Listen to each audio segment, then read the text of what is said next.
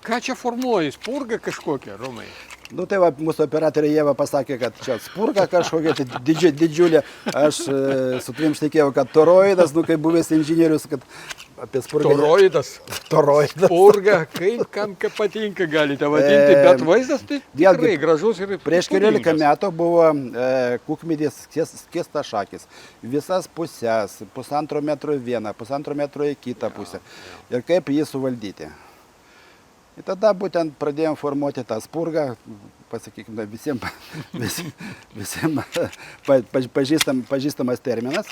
Ir prieš 13 metų buvo truputį mažesnė, bet atrodė lygiai taip pat.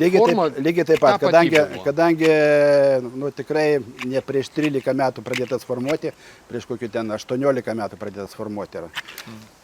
Vėlgi pasikartosiu, spygliuočiai reikalauja priežiūros. Ne taip, kad pasodinai, kol jie yra maži, ten 2, 3, 4, 5 metai liktai po šią aplinką. Paskui perauga ir reikalauja kirpimo, priežiūros, kai kurie ir purškimo.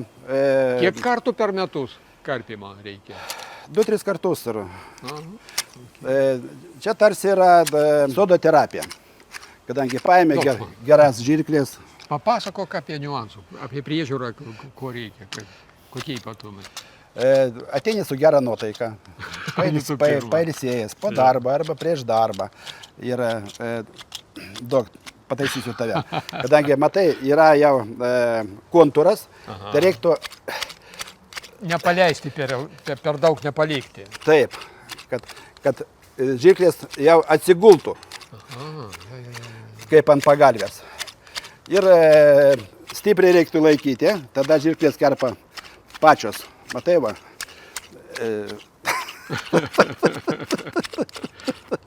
Kartais pastebim, kad spygliai pradeda geltonuoti ir kristi. Ir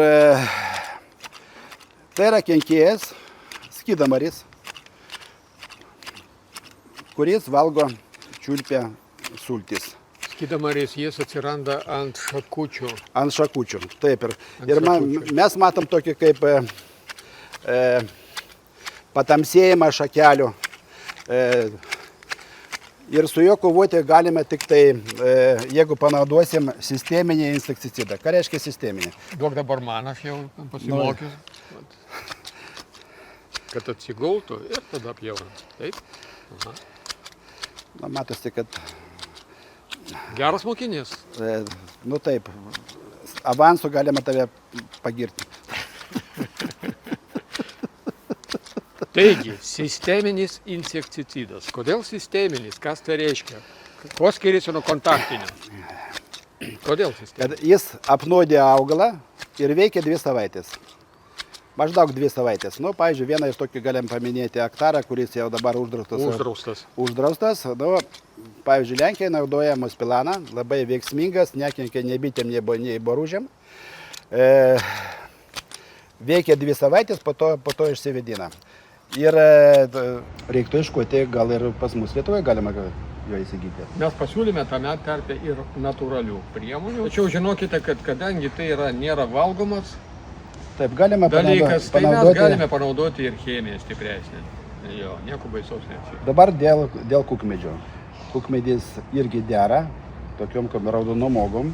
Ir dabar nėra tų uogų. Ir reikia į tai dėmesį, kad sėklos yra nuodingos.